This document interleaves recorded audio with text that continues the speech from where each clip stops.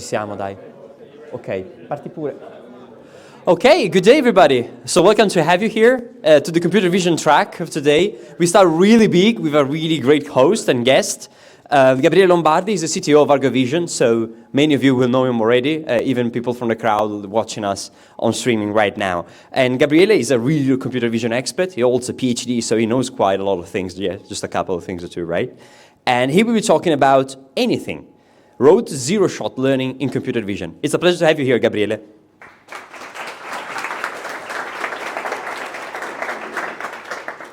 Hello, let's speak about anything, whatever it means. So, just a brief introduction to the history of computer vision. We started our journey with the very famous work of LeCun and Benjo with a super small neural network that is known as LeNet with just 60,000 parameters. So it's super small for the meter of today, okay? It was super complex for the time of 1998, that is the year when that's have been proposed. Let's take a look to the model sizes. The proxy measure for model size is wrong. It's the number of parameters, but it's something we can use to compare large language models today and computer generative image and video models today. As we can see, today we are working with something like 10 to the 12 number of parameters, so many degrees of magnitude more with respect to LeNet. And also the structure of the models changed. You can see that LeNet is super simple, just some convolutions, some poolings, and some linear layers. Instead, as an example, YOLO V8, that is one of the last year upgrades to the YOLO network, let me say, is very complicated. No, let me say it's structured. So we have more structure, more subsystems in our neural networks, because we are trying to solve the tasks, solving subtasks. That's the meaning of deep learning, anyway. Also, the tasks has gained an evolution. So we are facing many more tasks with respect to the 2012 as an example. 2012 is a very important year because convolutional neural network in that year shown their muscles with the competition related to ImageNet, okay? And today we have tasks such as, I don't know, neural rendering, something completely new with respect to the 2012, or I don't know, who knows about deep learning super sampling? No one, okay, just the gamers, maybe, okay. And what made this possible? Many things. I think the most important one, the first I want to cite is data. Today we have a lot of data sets, very big, with the labeling for many kinds of tasks. In 2012, we had just ImageNet with classification, just a little Coco first version with detection bounding boxes, but just a few images. Okay, today we have a lot of data. So data is the first one. Processing power, of course, it's needed for training, but the very important tool we have today is a deep and wide infrastructure with a lot of tools. These are just a few frameworks, almost based on PyTorch. We use mainly PyTorch for working, but there are also other stacks. And also some, let me call them breakthroughs. Maybe this word is wrong. The first breakthrough was the rediscovery of CNNs in 2012, because they were very old, but they are shown that deep learning matters in that year. There are also other breakthroughs like 2014 with GANs as an example. 2017 is very important because the very famous paper, Attention is All You Need, introduced the transformers, and today we use transformers almost everywhere, also in computer vision. And 2020 we've seen that diffusion models are very useful for image generation, and almost all image and video generation neural networks today use diffusion transformers, so the mixing of the two, okay. And it's not another breakthrough, but let me say that prompting, almost in 2022, said that we can hint neural networks with queries or informations about what we want. Okay, so let's take a look to that kind of models. Moreover, we saw that computer vision and natural language processing are two different fields, but not very different. So there are a lot of interactions between the two. As an example, in image gen or other image generation neural networks, we see that text is used as prompting, and so we are dealing with both text and images. Or as an example, Flamingo allows to chat with the neural network, question answering on the content of images. So there is this idea of multimodality that allows us to mix different words together in the same neural networks.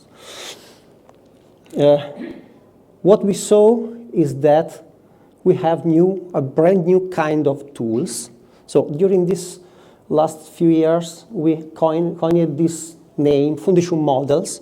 That means that we have tools that has the size of a full model and they can be combined together. What's the meaning? The meaning is that this is Wikipedia and says that foundation models are models that are trained on broad data, so data at the first place, to face a wide range of use cases. So we can work in very different contexts using the very same model to face one problem, obviously. And 2023 was a year with many new foundation models for vision, so let's speak about them. Let's take a look. Obviously, I want to cite generative AI models, just to cite them, because this was the year for video generation. So we saw Stable Video Diffusion, Lumiere, Sora, of course, it's the last super famous one for video generation. So we moved through time and not only space, and some zero-shot vision models. Zero-shot means it's very similar idea with respect to foundation models. So the idea is I can face one problem in many contexts, so you don't need to retrain the model, you don't need to fine-tune the model. The model is ready for your context too. And we can see some of these models here. There are obviously many, but some of these models has this curious name, star anything. That means I can face in this field, in this problem, such as an example, depth estimation, I can face any context. So I can segment anything, I can estimate the depth of anything, and so on. Let's take a deeper look on this. As an example, depth anything, if you read the paper, and if you try it, because there is a demo online, you can try it, it works pretty well. And in the paper, they say we scale up the data set by designing the data engine. So as I said, the data at the first place, and the data engine is a tool to generate new data for the training so that the data set becomes huge. Okay, it's not a new idea. It's simply a rediscovery, as usual, a rediscovered idea of using the tool to feed the dataset itself and create a loop that allows to increase the dataset on one side and increase the generalization on the model on the other side. Okay. Let's take a look to another one. Recognize anything, RAM. Okay, some beautiful names. They say the idea here is to label the images, identifying some text representing the content of the images, such as, I don't know, I found a carpet here, a chair, and so on. They say a data engine is employed to generate additional notation. So the idea of generating data with this data engine is diffused. And another idea here, we utilize the off-the-shelf text encoder from Clip, off-the-shelf. So the idea of using these foundation models as tools off-the-shelf. I take it, I use it out of the box. Okay, Clip is very, very famous. It's a tool to encode in aligned spaces the text and the images. Okay, or Follow Anything is a tracking tool. Give me something to track, and I can follow it, and they made funny tests with drones following something in real time. Okay? And they say FAN, that is follow anything, leverages foundation models like Clip, Dino, and SAM. So the same. I take foundation models that are models, full working models, but I use them as components in the same. In a bigger model that it becomes another foundation model, in this case for tracking. So we are composing models here. Okay. And SAM, last but not least, no, let me say first, because the name, this anything trend in the names started here, is a tool to segment anything, of course, with the idea of querying our model with some, let me say, hints. Give me one image and say, and tell me what do you want to find here. And we can do that with text, such as give me the backpack, or with points pointing to the targets, boxes, masks. Let's take the point as an example. The problem with points is that you can identify different targets with the same point. There is an ambiguity here. The person, the backpack, the tail. Okay. So what they made is work to design the ambiguity, the model around the idea that the ambiguity is there and you must deal with it. Okay. So they predict 3 masks here instead of 1. And then the user can choose, or something else can choose the right one. They maybe coined this name of data engine. It's a pretty old idea. Their data engine is split in 3 phases. The first phase was related to use a very early version of the model trained on publicly available data sets and manually fix the errors in the labeling of this first model. The second one is semi-automatic in the sense that the model is ready to produce simple masks, and the labeler added the complex ones. And the third phase is interesting because it's a phase where the model just generates the dataset itself with no user interaction. How? Generating many masks. As I said, the 3 masks for the ambiguity, but also many masks overlapping because every single point can produce, many points can produce the same mask in different positions if the object overlaps them. And the idea was to take all these masks and use some simple algorithm to disambiguate the masks, such as using their estimation of intersection reunion. So for each mask, they produce also a number that is this intersection of reunion, say if that mask is good or not with respect to the unknown intended region to be covered. And non-maximal suppression to select the best one. Okay. This allowed to produce a huge data set that is called segment anything 1 billion because it contains more than 1 billion masks. It's a lot on 11 million images. Okay, so the number of images is not so big, but there are images with a lot of masks.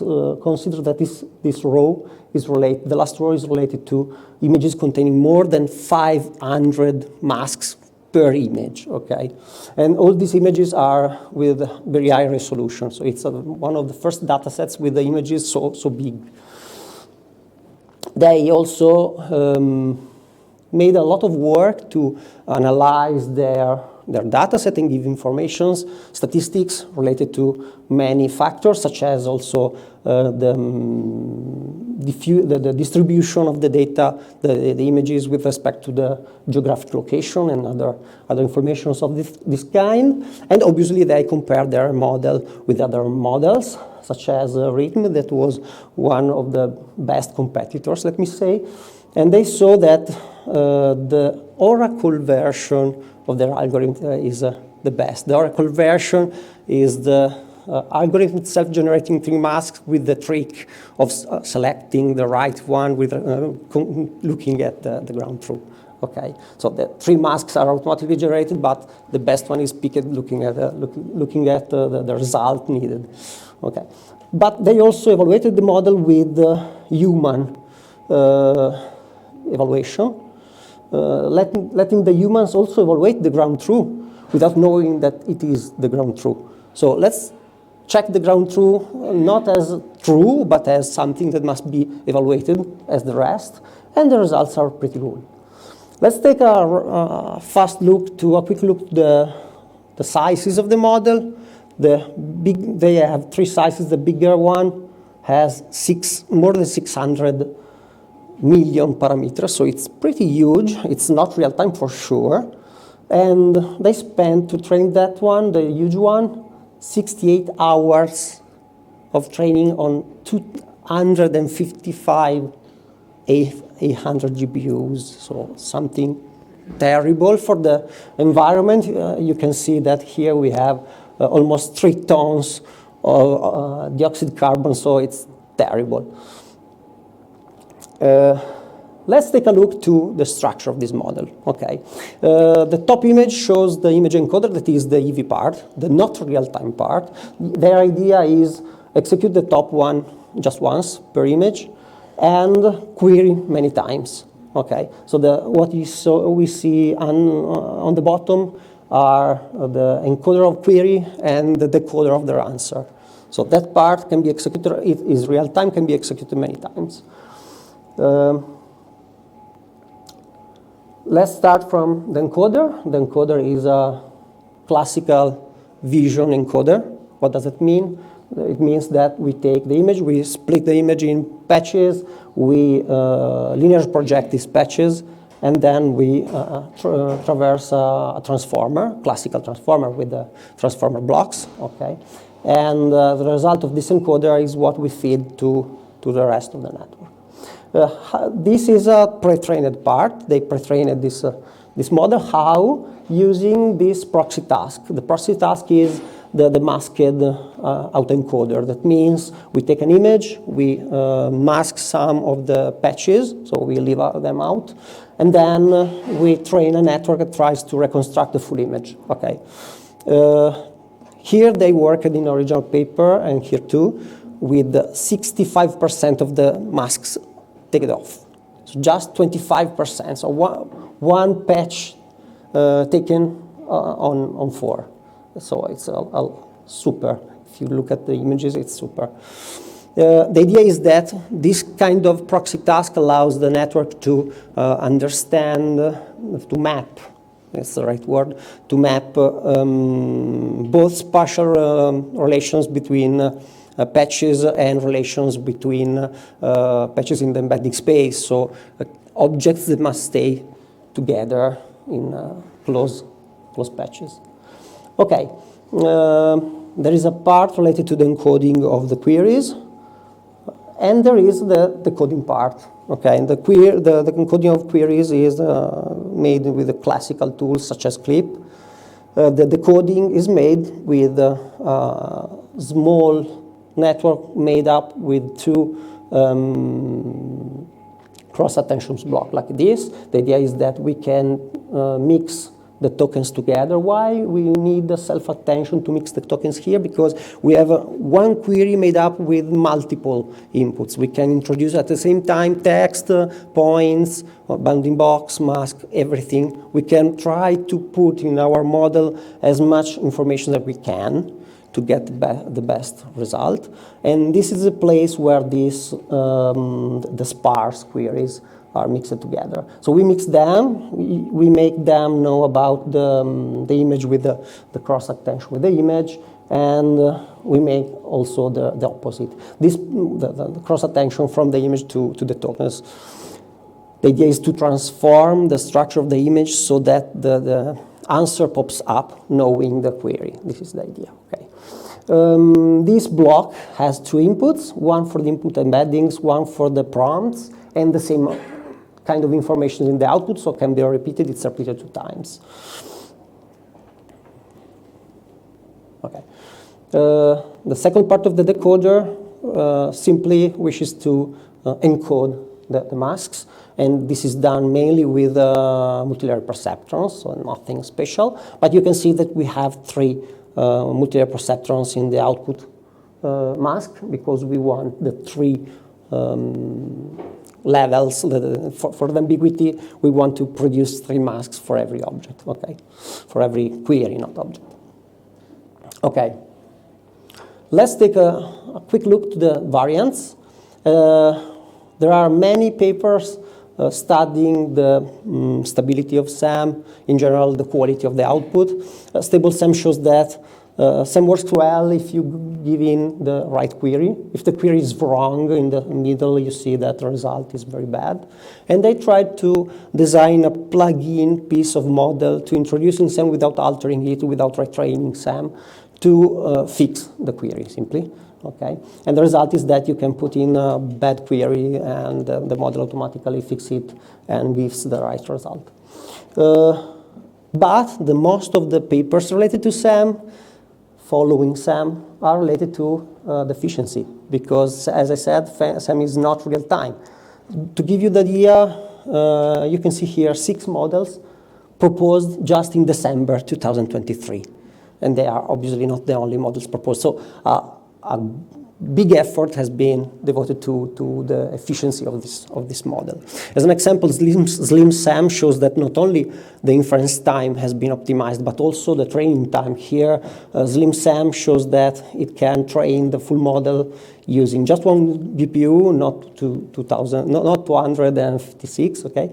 And also the dataset used is just 10,000 images, so a small dataset, okay? Let's take a look to some of these papers. As you can see, all these papers are related to optimization of SAM. Many of them use distillation, fine-tuning, or pruning and quantization, and so on. There are a few that are different, such as fast SAM uses YOLO V8, so completely different architecture, mainly convolutional architecture designed to make detection with an added head for the mask estimation. Okay, so this is different. Some of them changed the backbone completely. The simplest one using tiny bit instead of a huge bit, or this rep bit based. Let's see some of them. As an example, start with this rep bit SAM. Rep bit SAM is super interesting because it uses rep bit. What is it? It's a redesign of the mobile net. So let's take the mobile net. It's a very famous backbone, convolutional backbone, okay? Very, very fast with few parameters, something like 4,000 and something, with some design patterns in. The idea is that the design patterns for neural network, for convolutional neural networks evolved in time, and here they picked the new patterns and applied them simply in the network. As an example, here we have something that is similar to a convolution transformer block. The transformer block is made up by 2 parts. One part is related to spatial attention, and one part is related to channel attention. Here we have exactly this branching part that uses depthwise convolutions, and this is another design pattern, and uses this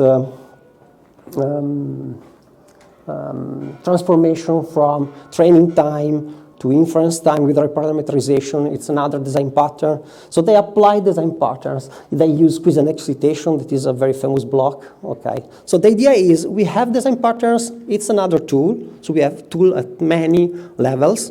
The foundation model is a tool, but we can go deep inside and change our network architectures, applying design patterns related to microarchitecture, let me say. Okay. So this is one interesting work. But to understand the other interesting work I want to show you, we need to take a look at a little bit of code. So let's take a look to the encoder, that is the heaviest part of the network. What is a vision transformer? It's simply the code on the left. So a vision transformer is that part that is patch embedding. Patch embedding is what you can see on the right. It is just a convolution, just one convolution with the same value for kernel size and stride. Gives you the splitting in patches, the linear projection at the same okay, at the same time. Then we have a set of transformer blocks, and then we have a convolutional network at the end. Okay. Let's take a deeper look. So this is our transformer block. It's made up of two parts, the two rows in the forward. That is multi-head attention and MLP. And multi-head attention today is used with this window partitioning and Windows unpartitioning. What is the idea? The idea is to be faster to, again, split the image in windows. So we have the patches, but here we have the window level. And the idea is to have not global attention, but local attention in these windows. The very famous swing transformer tries to mix information between windows by shifting. Here they don't use it, simply have some global attention sometimes in the structure of the network. Okay.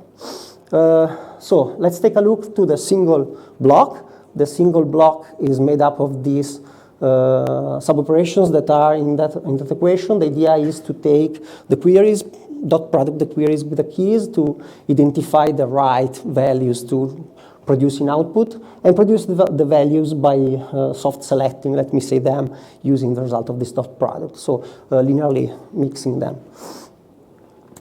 In the code, the whole multi-head attention can be made with just one operation like this, that is linear projecting, extracting Q, K, and V, and executing this operation, this multiplication. This multiplication is where the quadratic complexity arises.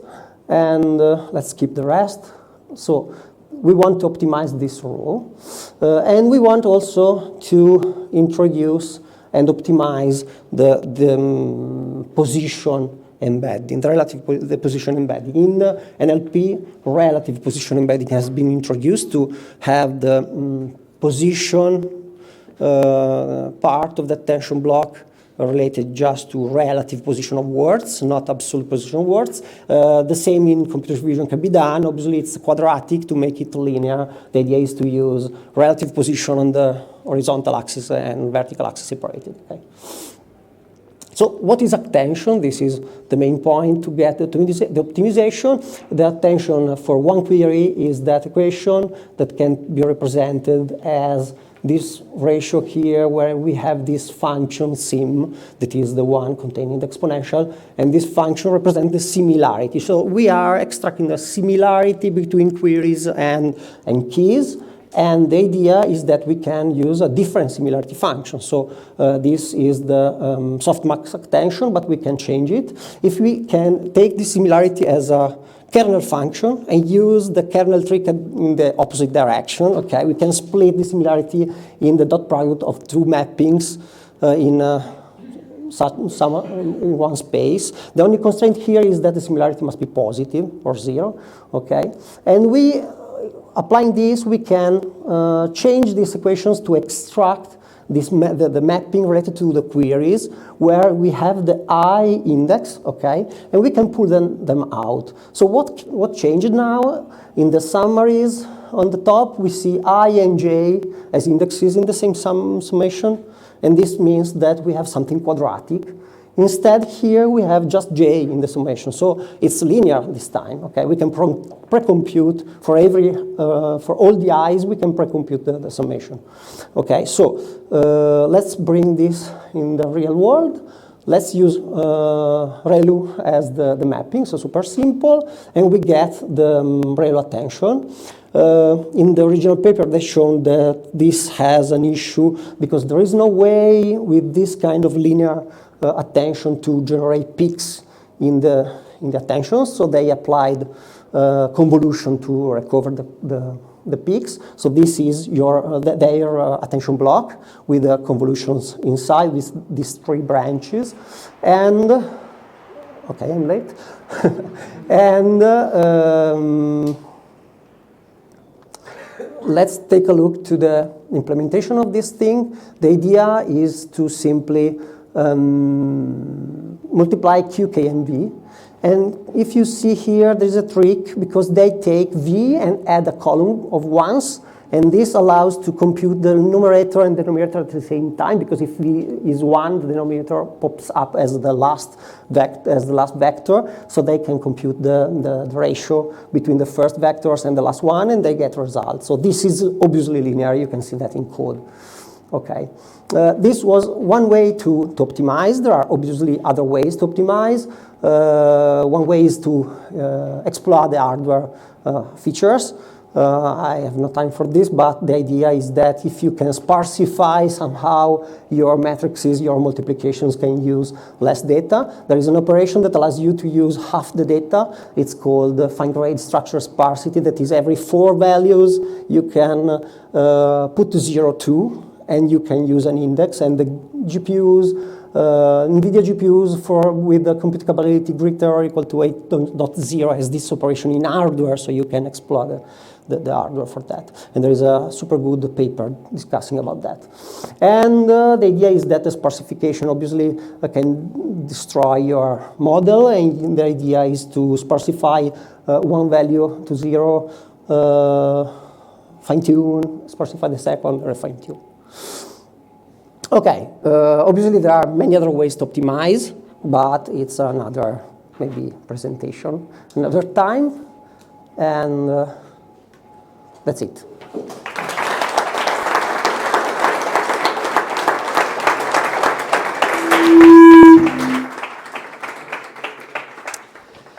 Well, Gabriele, thank you very much. It was a very in-depth analysis, and I'm sure so many of you will still have a lot of questions to ask him. So let's start with a round of questions, I guess. Don't be timid. Yeah, there we go.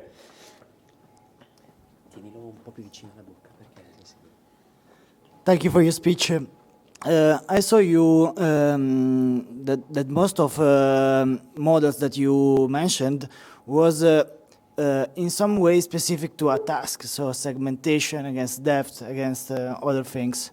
While, for example, I know there are also some kind of other foundation models for vision related to, let's say, kind of image. So, for example, satellite images, which then you can few shot or fine tune to specific tasks. So, what are the main differences, and which kind of approach do you think it's if once is going better in the future, or what you see in the community? Thank you. Okay. Let me say there are different levels of foundation models. As I said, there are foundation models that are built up with other foundation models. As an example, the feature extraction phase is one that can and is maybe the first kind of foundation model we've seen in vision. We called it this kind of model backbone in the past, but it's one foundation model. So for sure, this kind of foundation model is something you can share in different contexts. And there are many algorithms that use foundation models that are trained on completely backbones trained on completely different contexts. So for sure, this is one type of foundation model you can use also in satellite images without retraining, because the idea of foundation models is not to retrain or fine-tune them. You fine-tune architectures. Foundation models are off-the-shelf tools. Obviously, you can take them and fine-tune them, but the idea is that they are ready to work. Specifically for satellite images, there are, let me say, foundation models, but they are context-specific. Okay, so they are foundation in just a subfield. But I think there are foundation models there. Yes, and you will see many more, because you want to face tasks that are more and more complicated in the future on that kind of images, such as, I don't know, building parts estimation or building height estimation and so on. So tasks are more important than data specificities? No. Every foundation model gives you the solution for one task. But data are the main tool to train them. And what I said here is that data is the first tool you have, for sure. Satellite images is not a world where you don't have data, I think. You have a lot of publicly available data sets, so it's not an issue, I think. Okay, thank you. Okay, let's go for another round. I can't believe you don't have questions. First, awesome speech. I just wanted to ask you if you expect some other foundational models to emerge, like maybe this year or soon. Like, is there something that you feel is missing in the vision space as a foundation model? Yes, for sure. It's the trend, so you will see it maybe in the next few years many times. There are many tasks that are not solved for every context, as I said. So the problem is that one. You don't want to solve one problem in your context, but in many contexts. This means also that you must face the constraints. As an example, SAM, as is, cannot be used in real-time applications. If you want to use it in real-time applications, you need to produce a foundation model of SAM, so with the same generalization characteristics, because the idea is that a foundation model is something that generalized the solution to a problem. Okay, but with some constraints faced, such as in this example, the time constraints. Okay, so we are not ready for every context. We are not ready for every application of our models. So yes, you will see a lot more. Okay.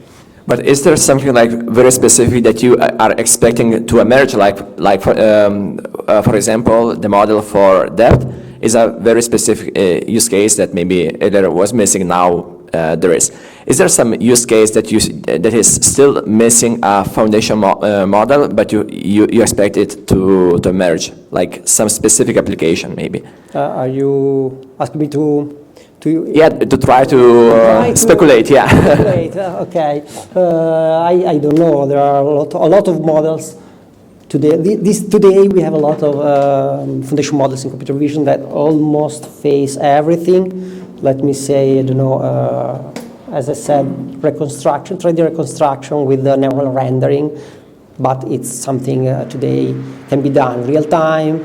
NVIDIA shown how to do that, and almost in every situation. They tried also to reconstruct with neural rendering full cities, so also the wide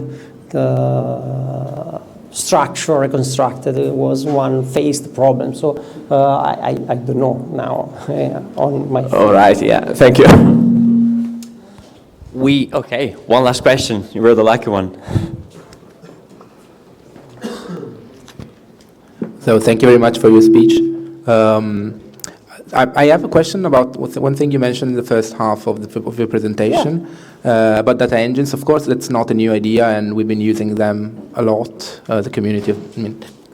And I mean, the hard truth is they work, but I can't help but wonder if we have any theoretical results proving that they will never lead to vicious circles. So vicious circles. Okay. So I mean, if you just leave the data generation to the AI you will train, are there any theoretical guarantee that they will not just, being unsupervised, they will just go astray and easy out their own task and,